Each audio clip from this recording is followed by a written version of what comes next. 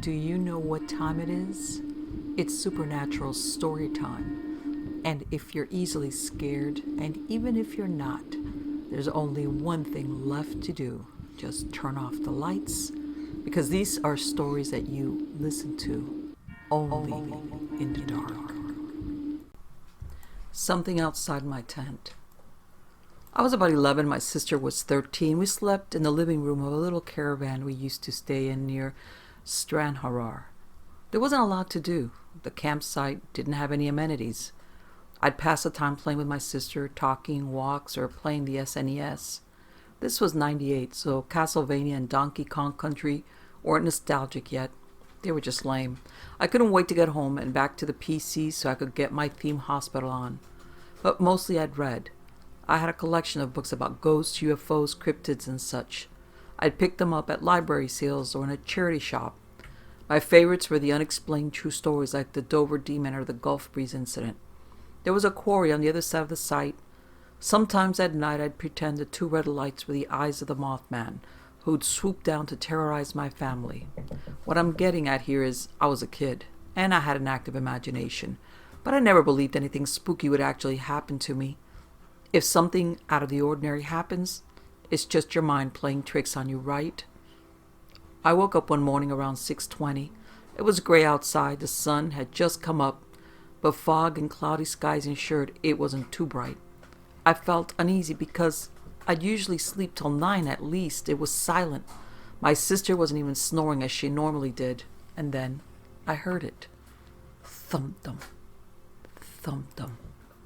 It sounded like a horse galloping. It was just outside the window. It was unsettling, to say the least. Had a horse escaped from a nearby field? Surely not. I'd never seen any horses around here, and what's more, it didn't sound heavy enough to be one. Thudum. Thudum. Thudum. Whatever it was making circles around the caravan. I'd hear it fade a little as it looped around the other end, where my parents slept, and then get louder, almost next to my head. It had the irregular rhythm of a gallop, but I never heard four legs. It was almost like a person was skipping very, very quickly, but no person could be heavy enough to make that kind of noise on soft ground. Thudump, thudump, thud. It was fading off into the distance. Whatever it was seemed to have run off. I breathed a little easier. What a crazy situation. Maybe I hadn't fully woken up yet and was having a dream hangover. And then it came back. Thudump, thudump, thudump, thudump, thudump. It was getting louder and more insistent. I decided to take my chances. Rosie, are you awake? I ventured. Yeah, she said, voice quivering. You can hear that, right? Yeah. What is it? I don't know, I answered truthfully. I'm afraid to look outside, though. Why? I'm afraid it might be the devil. She moaned in fear. Thudum, thudum, thudum. There was a thump from the other end of the caravan, like whatever was outside had grazed it. I pulled my blanket tight around me. After about a minute, it faded again. I told myself if it came back, I'd look outside, and the devil be damned. It didn't come back. My parents woke up around 8, made us breakfast, and the fog cleared.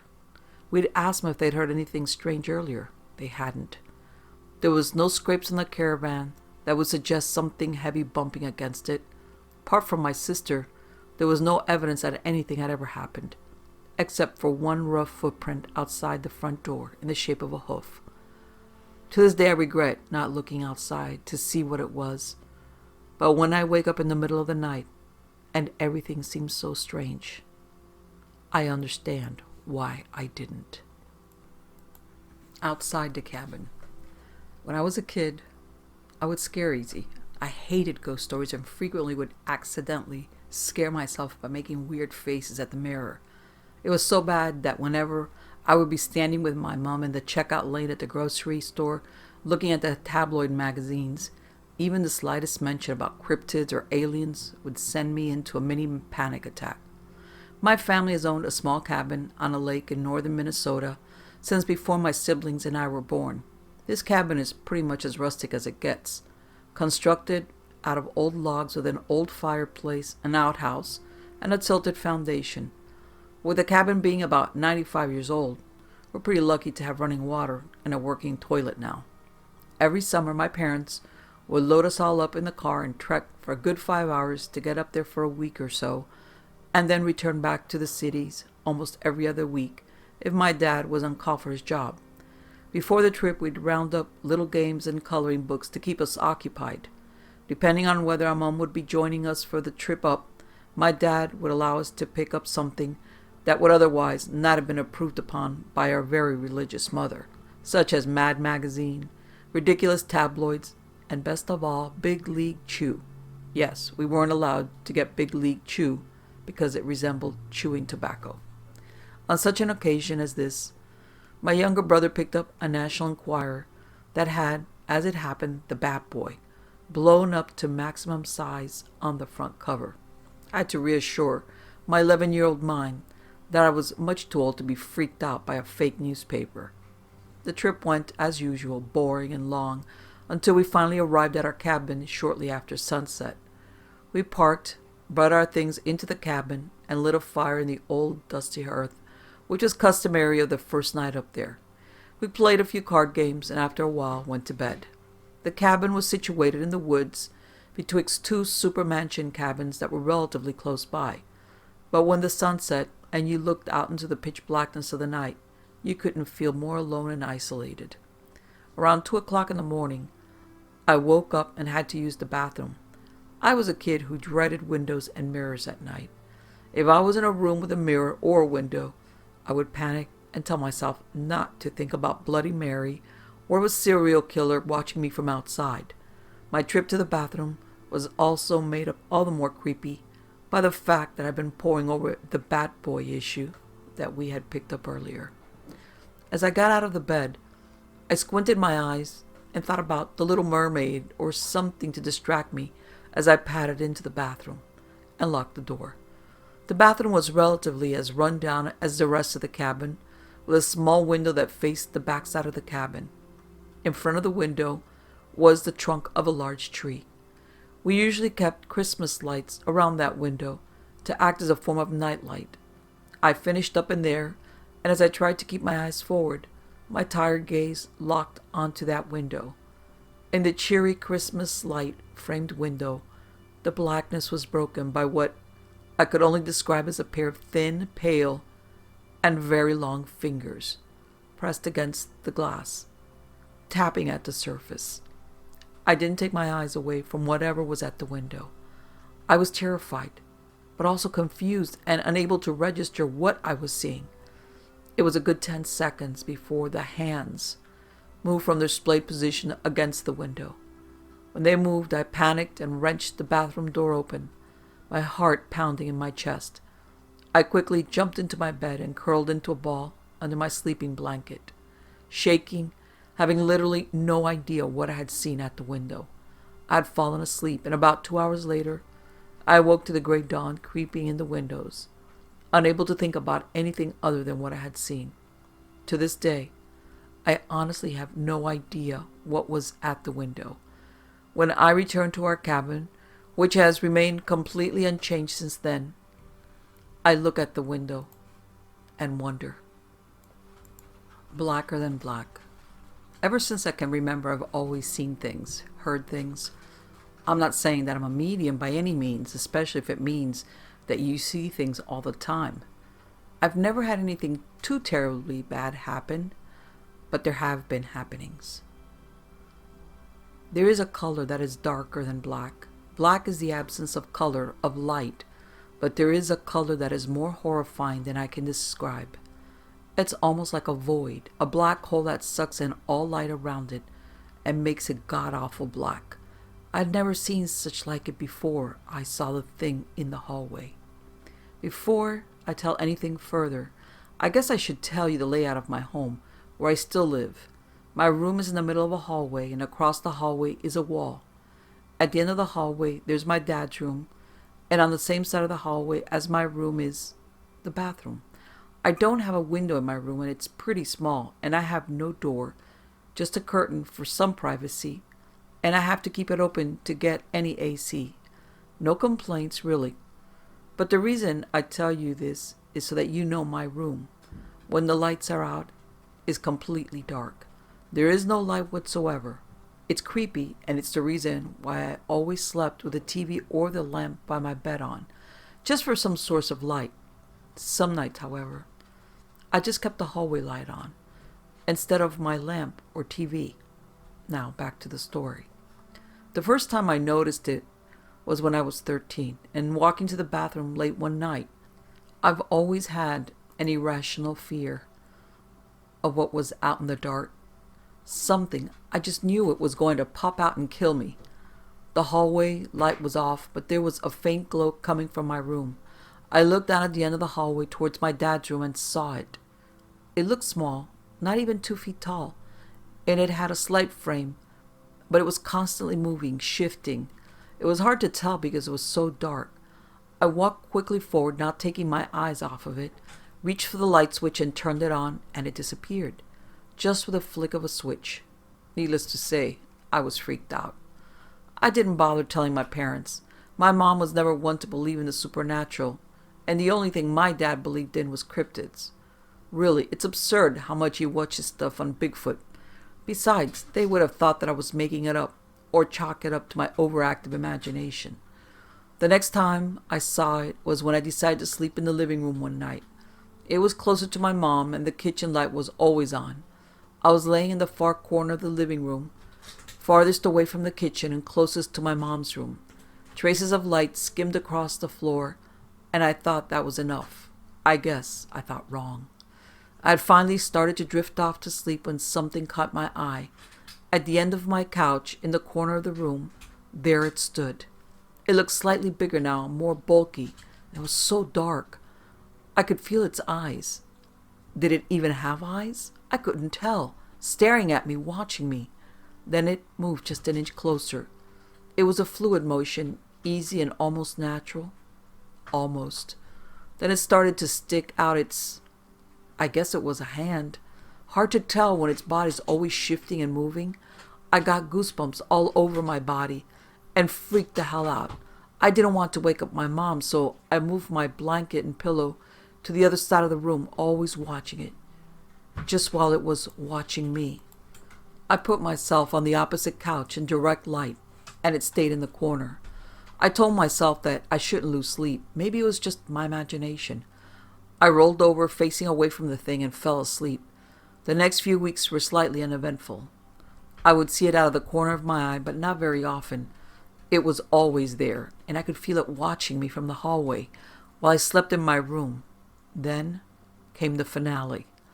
I was going through a stage of watching Discovery Channel and Animal Planet, and I can't remember which one I was watching, but it was something about ants. It's not important, but it's just a memory. I didn't have my lamp on, and I was pretty sure that the hallway light was on, but I wasn't sure. But it was 3 a.m, and I was getting tired. I knew I should have checked the light, but I wasn't too worried. I should have been.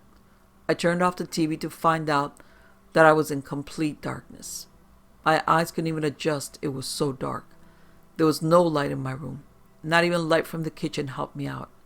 I decided to tough it out. Besides, I had my dog in my bed with me. She'd tell me if something was there to be afraid of. That's what dogs do, right? So there I am, lying in total darkness on my back.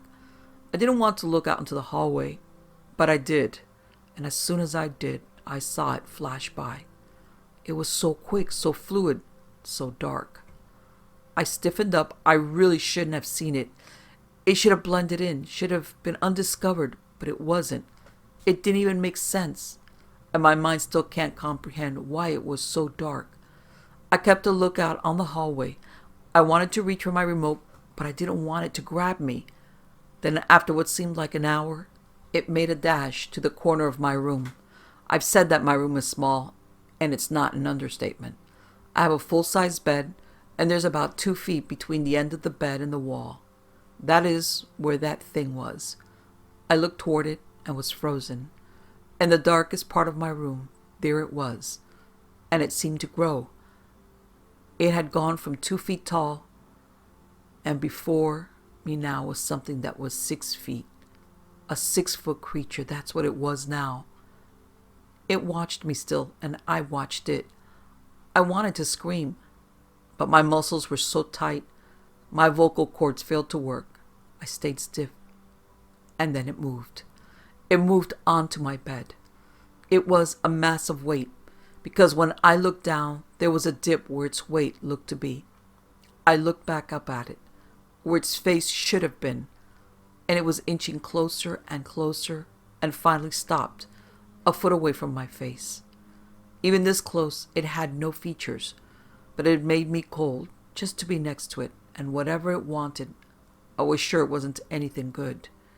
Just as it started to lower itself closer to me, my body loosened up, and I shot up out of bed, reached for the remote, and turned on the TV. My heart was pounding, and my legs were shaking, but the thing was gone. I collapsed to the floor and told myself that never will I ever sleep without the light on again. The shadow person. Back in 2004, I was 12 going on 13. My friend Eric was a year older than me and my sister 2 years younger than myself. I used to live in a house on a corner of a very quiet street in a small town just outside of Winnipeg, Manitoba called Transcona.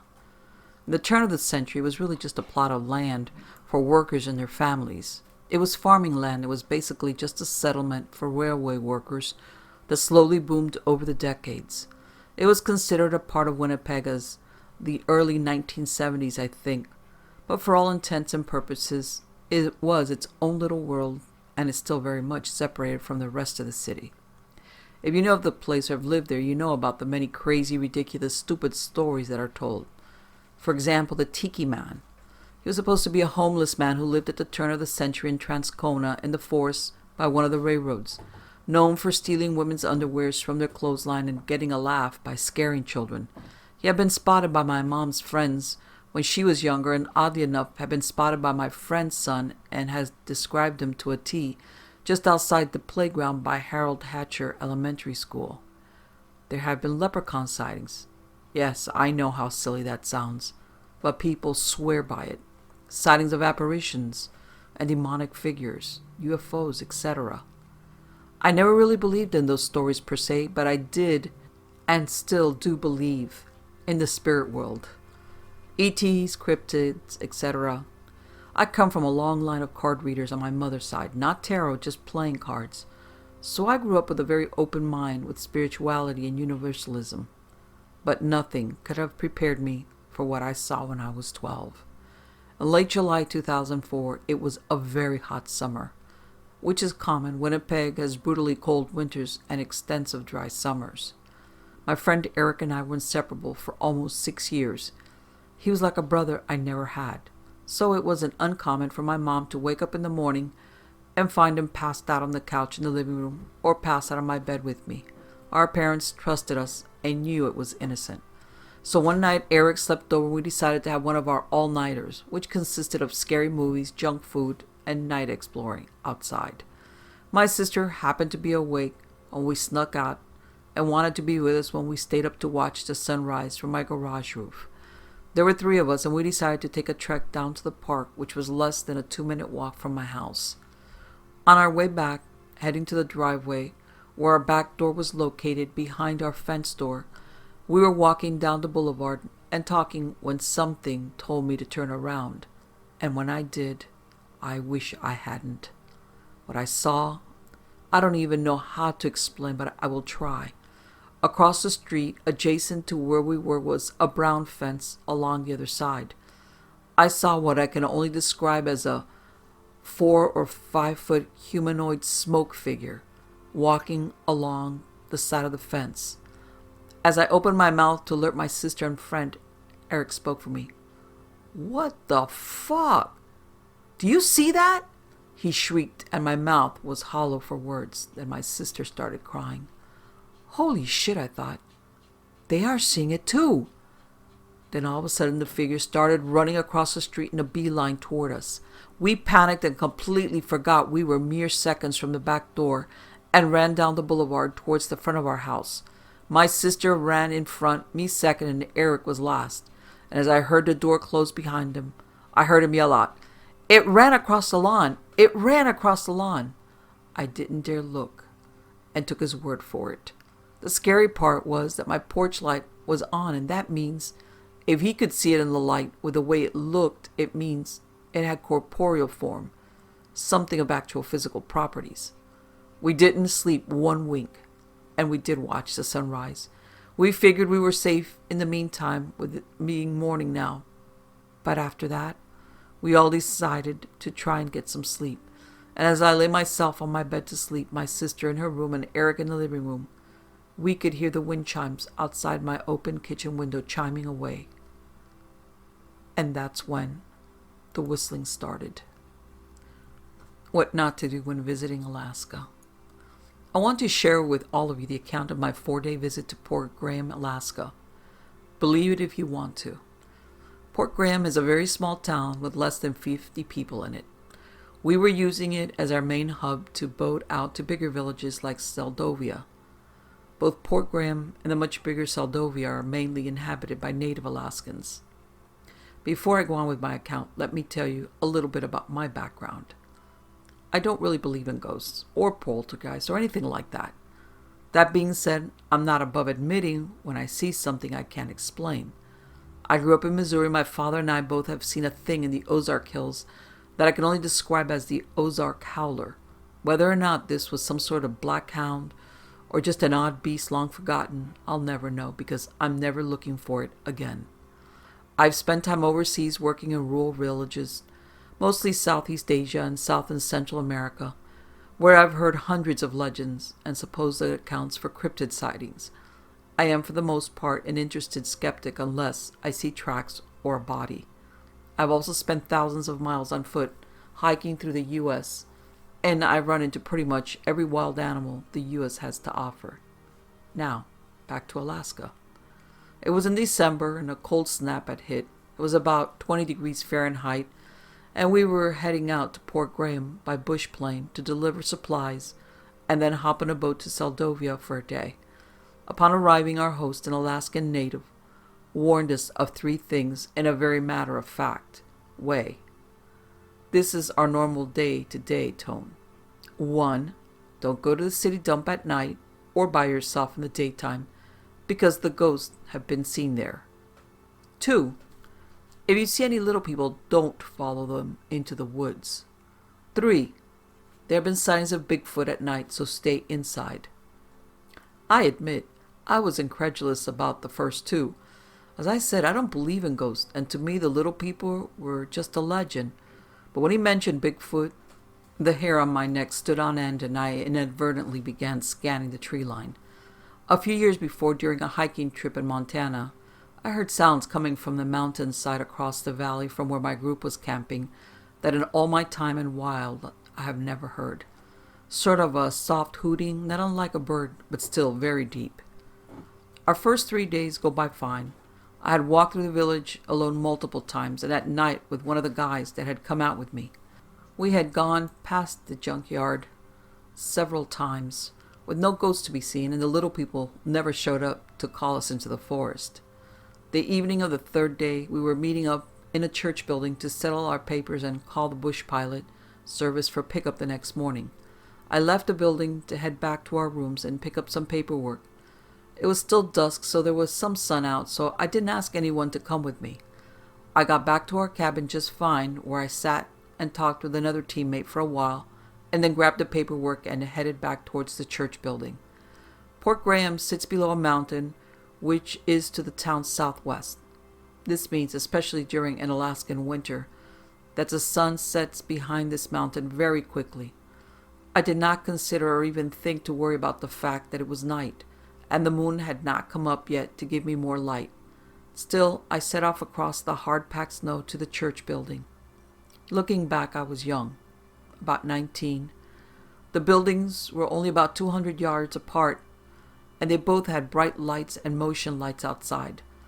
I still should have just stayed inside, and frankly, as I write this, I feel lucky. I was walking back. The packed snow would crunch under my boots. Crunch, crunch, crunch. About halfway back to the building, I began hearing a sound, It was a second set of footsteps that seemed to echo mine. Crunch, crunch, crunch, crunch.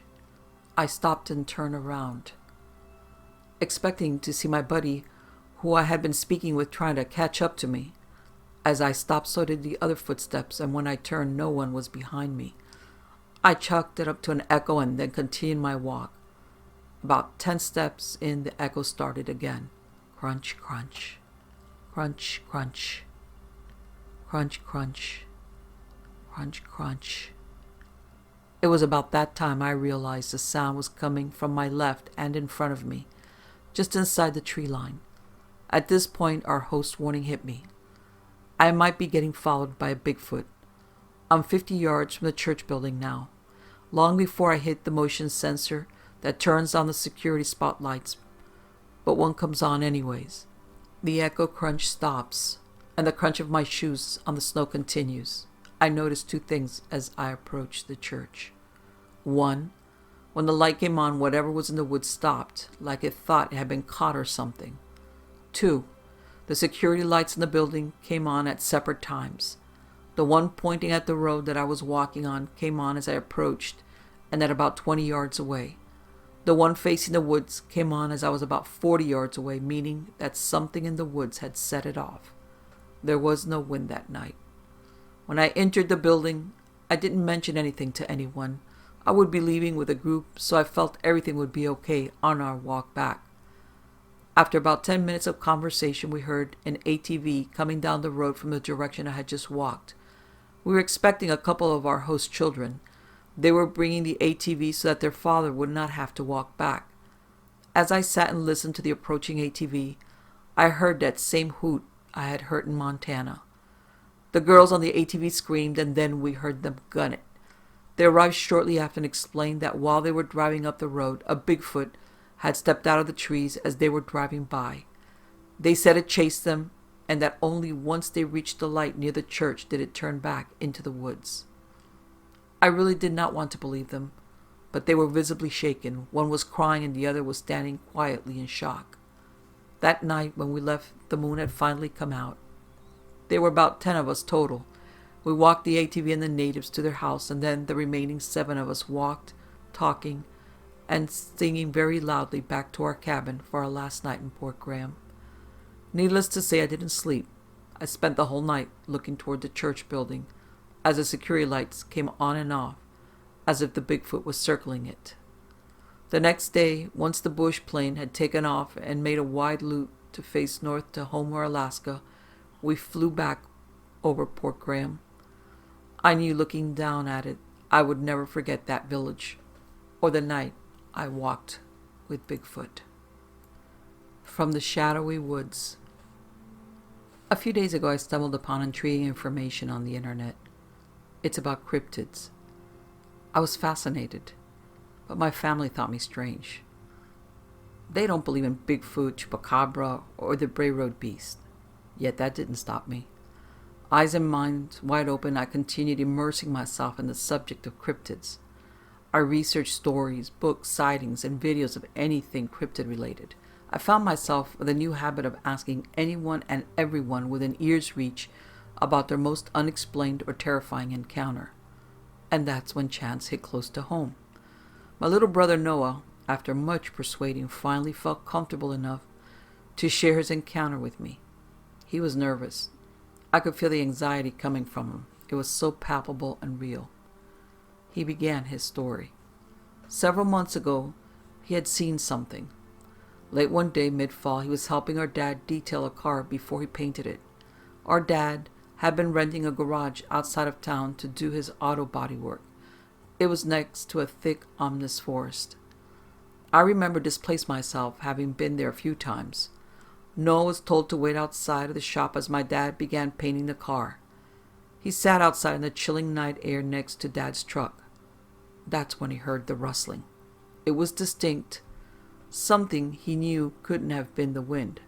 So instinctively he turned toward the noise. Then he saw it. I saw Noah's demeanor completely change. It actually terrified me. What he had come face to face with was some sort of creature. It was only about 5 meters away. It was large, covered in fur, standing top-heavy with its knuckles digging into the earth. Or were those paws? It had to be bigger than our dad, a 6-foot-tall man who was quite lean in build. The creature's snout was elongated like that of a wolf or a dog. But that wasn't the worst part. The thing was staring right at my brother. Its lips were curled back in a hateful snarl. Then slowly it stood off of its knuckles and onto its hind legs. Now, at this point, I was thinking this had to be a bear. They'd surely be terrifying that close. But he told me it started walking toward him, making steps that were too deliberate and precise to be a bear. He said the fear that thing's mere glare made him feel, it wasn't just plain fear, it was primal, supernatural, fear that he knew no one should feel in their lifetime. So panicked out of his mind, he ran back inside with my father. He covered his face in his shirt to protect himself from the paint in the air. His heart still pounding, his entire body quivering, he looked outside through the fan in the wall that filtered the air out of the building. His fear quickly doubled. Between the fan blades, as glimpses of the outside world flashed between the quick rotations, the creature was staring right at him, now inches away, separated by nothing but occasional swipes from the metal blades. He retreated to the corner for the rest of the night. When they left, he told my father, but our dad just did not believe him. As he told me his story, I saw tears run from his eyes, tears of reminiscent fear. I had no choice but to believe him, not when mere words filled him with such anguish. Excited and intrigued, I began obsessing. Such an intense sighting and so close. I had to do something. My family had always been avid hunters, so we had dozens of deer cams, new and old. These cameras would flash a picture the moment something moved. They even had a few that recorded video. So I picked up new SD cards for each camera, making sure they had enough space to take a plethora of pictures and long videos. I went to the forest behind the garage my father used to rent. I made sure it was broad daylight, of course. I set up each and every camera, covering about 2 miles in every direction. It took me hours, and by the time I was finally finished, it was nearly dark. I hightailed it out of there and made my way home. A few days later, I retrieved the cameras. Oddly, one camera had been torn from its strap and was lying yards from the tree it had been strapped to. I ignored this, assuming it was the wind or a curious animal. Home again, I popped the SD cards in my laptop. I was quickly disappointed. Most of the pictures were of nothing, and some of them were of deer or raccoons. But I finally found one picture that interested me. In the picture, there were 2 glowing orbs like eyes, and what seemed to be the shimmer of a tooth, a sharp, intimidating tooth. Judging by the angle, it must have been from the camera that was torn from its spot. If I hadn't taken out the SD card all at once, then I would have known for sure. It sent a chill down my spine, but to keep my sanity, I again shrugged it off as a curious wildlife. Disappointed, I decided I'd set the cameras up again in the morning. I was awakened only a couple of hours later by a tapping sound. The sound was subtle. I couldn't tell where it was coming from. It didn't help that it was pitch black. I clicked on my lamp and listened. Tap, tap, tap. There it was again. It was coming from my window. As I turned toward it, my body became completely paralyzed, and my skin was jolted in a mass of sharp, stinging pains. For there in the window was what seemed to be the head of a wolf or dog. But how? My window was nearly 6 feet off the ground. Its eyes were so red like blood. They shimmered from the light of my lamp. Then I saw a huge, fur-covered hand, ending in a razor-sharp claw, appear next to it. The claws tapped against the glass of the window. With each tap, my body quaked. My heart palpitated so hard it hurt. But worst of all, this creature staring right into me. It smiled at me. Its smile revealed vicious, powerful teeth. So many teeth. Then its mouth began moving. Its snout, in a very disturbing manner, seemed to be forming words. I could do nothing but listen to the agonizing words that reverberated through my thin glass window. I have your scent now. A week ago my parents left and haven't returned. Officially they are missing, but I know what happened. My little brother and little sister were found dead soon after. Their bodies were torn in so many pieces the police gave up on finding them all. Needless to say, since that day I haven't left this house. If only my parents had believed me. Every night now that thing comes to the window, tapping again, and repeating those words to me. I have your scent. This morning, after another sleepless night, I found the front door open. This creature, this thing, has been toying with me. It has had every chance to kill me. Instead, it taunts me and it smiles. So many teeth, I wonder how many times it has been only inches from me. It claws at the walls, the windows, rattles the doorknobs every second of the day. It tells me in that horrifying voice that it will never leave. It says, I wanted to find it, so it simply showed itself to me. Even now as I write this, it bares its yellow fangs through the window, smiling still. I'm so tired of the fear, of the pain. There's nothing else I can do. Today is the day. The day I let it in.